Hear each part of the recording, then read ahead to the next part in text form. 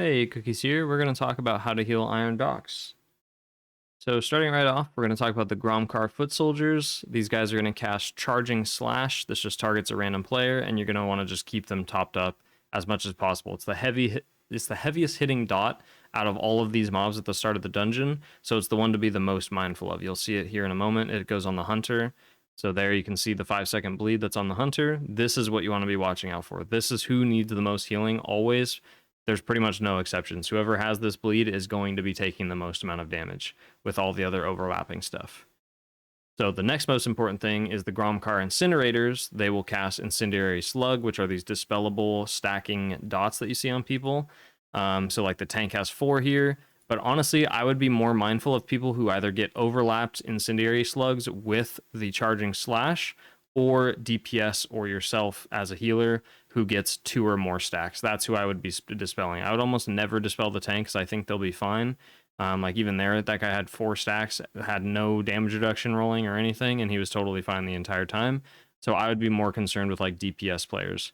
Like if the tank has 2 stacks and a DPS player has 1 stack, I'm dispelling the DPS with 1 stack because I think it's more important.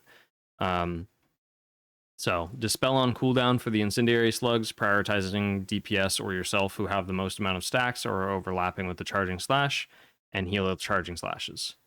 The next ones are the Gromkar Deadeyes. These guys are just going to cast Iron Shot and Leg Shot on random players. You have no control over it. It's just randomized damage. And the debuff that they apply with the Leg Shot here, it just bounces to other nearby players, but all it does is slow movement speed. So it's not really that important or something to be mindful of. The main thing is just knowing that there's going to be a lot of random damage on top of the dots and bleeds that are going out. So it's just about prioritizing the bleeds and the dots that are on people. And then last up, we have the Gromkar Technicians, which they will cast it's called Slippery Grease. I don't think it ends up happening here at the start at all, so I'm just going to skip over. But it's basically just like a black pool that sits on the floor. Don't stand in it. Don't cast abilities while inside of it. If you cast any abilities while inside of it, it stuns you and knocks you down for a moment. So don't want to be near that. All right, so now we're skipping ahead to the boss. So Dreadfang, there's 2 bosses to this, so I'm going to talk about one at a time. You start just fighting Dreadfang, which Dreadfang is going to cast Shredding Swipes, which is just, it's faced wherever the tank is facing the boss. So you just don't want to be in the path of where the tank is. So like this entire line right here from where the boss is facing, do not want to be here at all. And then as the tank moves around, obviously that changes. So especially in pugs, you want to be really mindful when the tank starts moving around like this, because the Shredding Swipes will absolutely one-shot you in higher tyrannical keys. You can see here, like this is a great example. The tank is dodging all these swirlies on the floor, but instead of just running the same direction with the boss, he ends up turning into all the melee DPS, and then the boss does Shredding Swipes and hits like 2 melee DPS and the Hunter. And the worst part about this, or the best part about this, is that it's a 17 fortified, so we're all totally fine. We can recover from this.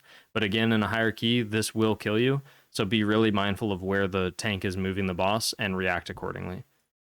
The other ability that that Dreadfang does is Savage Mauling, which he'll just pick a random player in the group. Here he picks me, and then he'll just start channeling Savage Mauling. He'll slow you and run towards you, and even if he's super far away like this, you still get the bleed. So I think he's supposed to like jump on you or something is the intention, but that doesn't happen. So just basically heal whoever has Savage Mauling on them. That's all that matters, is just keeping that player topped up.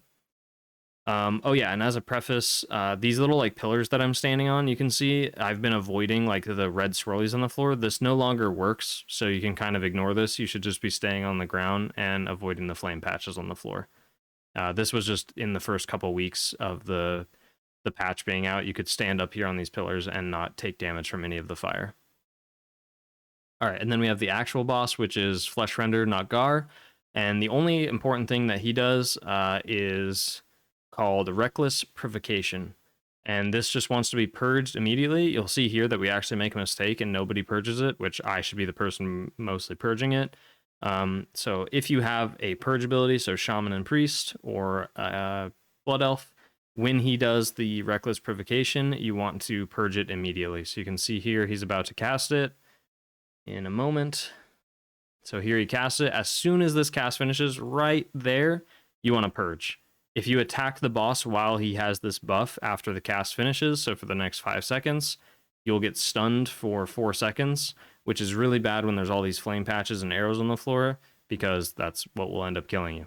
So purge this immediately, don't hit the boss. I finish this smite cast, hit the boss, we all get stunned, and it's a bad time. So either don't attack the boss until the shield goes away, or make sure that you purge it immediately as soon as the cast finishes. And that is it. Next up, we have these Ogron Laborers. We're just going to kill them with these wheels, but it's something to be mindful of when you're running by them, or later when you're actually fighting them, especially in pug groups, is they'll do a Thundering Stomp, which just does AoE damage to everybody within a certain yard range. You can outrange it, and you also can LOS it, I'm pretty sure. So if there's any spots where you can line of sight, you can do that to avoid it as well.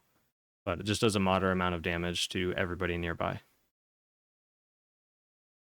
And then next up, we have the Gromkar Battlemaster, which is pretty far ahead. So I believe he's right here. All right, so the Gromkar Battlemaster is going to cast Charging Slash, which again, Charging Slash is the same thing as the Gromkar Footsoldiers. It's the heavy hitting 5-second bleed, so watch who gets that and keep them topped up. And then he will also cast Chain Drag, which just pulls random players to his location. So you want to be mindful of where you're getting pulled, where the boss is, where the tank is tanking this guy, because you can get pulled in some pretty nasty spots, especially with things like Sanguine and stuff active. All right, and then we have the bosses up next. I'm going to talk about them in the order that we usually kill them, or that most groups are going to be killing them, which is Ariok. Ariok Dugru is going to be the first one. She spam casts, what is it? It is called Blood Bolt. You just want to interrupt this as much as possible, just does a moderate amount of damage to the tank. And then she is also going to cast Sanguine Sphere. This targets a random boss, and you don't want to DPS that boss for the duration of the shield. It just applies a shield to the boss, and if you damage it and kill the shield, it will heal all 3 of the bosses for like 20% of their max HP. It's really rough. So you'll see here that she shields herself, actually, and we end up not doing anything, or we end up actually just DPSing the shield. So here's the Sanguine Sphere. You can see DBM or Bigwigs will tell you who it's on. So it's on her. So we would switch targets immediately and not DPS her, but we unfortunately keep DPSing her, including myself. We kill the shield. Now all the bosses heal. Nesinox goes to full. This guy heals like 15% health. She heals a decent amount. Just makes the fight take longer. So don't DPS the Sanguine Sphere. And then the other ability that the boss does is this right here. It's called Tainted Blood. You just want to dispel this as soon as it's on anybody. It just targets one random player, and it just does a moderate amount of damage over time. And it is a disease dispel, I believe. So if you can't dispel that, make sure you're tracking it and heal whoever has the debuff. And then next up we have Nessa Nox, who just basically drops these traps all over the floor. They're called Ogre Traps. And then she will also gut shot random players for a light amount of damage. It's really not that bad. On high tyrannical keys, I think you'll have to be more mindful of who she's gut shotting, but it's mostly just these ogre traps on the floor. You want to avoid them at all costs. And then we have the last boss, which is Emberblade. He's going to cast Flaming Slash, whichever way he's facing. As you can see, this is a common mechanic in this dungeon. Whichever way he's facing, he's going to leap and do like a flaming slash in that direction. So you'll see him do it up the ramp here in a second. I believe he does it somewhere around here. So gonna do it right here, maybe. Flaming slash. So he'll just face whichever way the tank is facing him, and then he'll just dash and do damage to anybody in this line. So don't be in front of the boss, basically. And then the other ability he does is the Lava Sweep, which he'll face a random range player typically, and then throw these lava waves out. You want to make sure that you are close enough to the boss if you're melee. Be close enough, like inside of his hitbox, so that you don't get hit when these spawn. They spawn a little bit away from the boss. And then also as range, you want to make sure that you're far enough away so that you have time to dodge these when they spawn, because they'll spawn like already in range. As you can see, like there's a fair bit of distance between the boss and the wave spawning. So, and they spawn and grow pretty big. So you want to be far enough away to where you can dodge, but still in range to do damage and healing. All right, and then next up we have Thunderlord Wranglers, which are these guys. They'll apply a dot. It's called Serrated Spear to random players. Whoever gets it, heal them. It's a very heavy hitting bleed. Common mechanic we have in this dungeon as well is heavy hitting bleeds. So heal that. And then we have these Rampaging Clefthoofs. They will target random range players and cast Trampling Stampede. You can't actually tell who they're targeting until they finish the cast. But essentially, when they finish the cast, just make sure you're moving and you won't get hit. So like right here, as soon as this cast finishes, if the hunter just starts moving and running out of the way, the Clefthoof will charge to wherever the hunter was when it finished the channel. And then it does a little like AoE sweep and knock up and a heavy amount of damage to anybody caught in it. So stay away from each other, don't group up as range, and then whenever the rampage or the trampling stampede happens, just as soon as the cast finishes, you start running. As long as you're in motion when the cast finishes, you will not get hit by it. And then next up we have these Ironwing Flamespitters. They will cast Lava Barrage, which will target random spots on the floor and just apply flame patches. You have a grace period to get out of it before it starts actually doing damage. And then also it will cast Lava Barrage. Sorry, I mixed the two abilities up. Lava Barrage is what I just mentioned, the random flame patches on the floor. And then after this, he does something on the tank as well. Lava Blast, which Lava Blast will just, again, target, it'll like face a random direction and create like a line of fire that you want to avoid. So just don't be wherever the flame spitter is facing.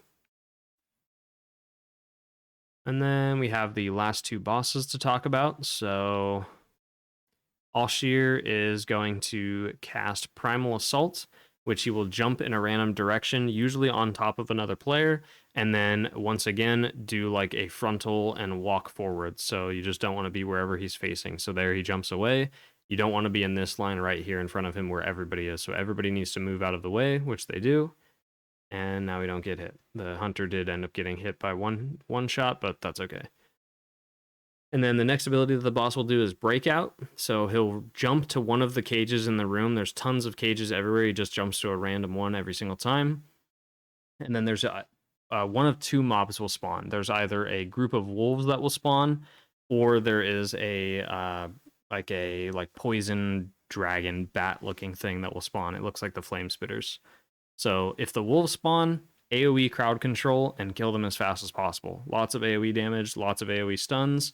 They fixate on random players, so you want to generally group up if you can't stun them so that they can stay grouped, because it becomes a problem if they start splitting up and you're not able to DPS them all down fast enough, because they do a lot of damage. So this is where you'll probably want to use healing cooldowns most of the time. And then the other ability that the boss does is this right here. It'll be called Time to Feed, but the abilities, like in the dungeon journal, is called Feeding Frenzy. He'll target a random player, stun them, and then you can break them out with things like Bop, Bubble, Ice Block, all that stuff. Otherwise, you break them out by doing enough damage. The boss has like a shield on himself, and you just do enough damage to break that, and then you can interrupt the boss. So heal whoever's targeted by the Feeding Frenzy, dodge these frontals from the Primal Assault, and then the next breakout is going to be one of the dragon things, which we mess it up, but the way that you deal with these guys when he breaks them out, the Rylak Sky Terror, is you just crowd control it. So don't do any damage to it. Like here we end up volleying right next to it, but here you would just like Hex, Sheep, Sap, blind, use any kind of crowd control and just keep it crowd controlled for the remainder of the fight. If you don't crowd control it, it's really obnoxious because it has a lot of HP. And then also it will spawn these giant pools of green on the floor that do initial damage that's really hard to dodge. And then these pools will last like the entire fight, and they're super obnoxious.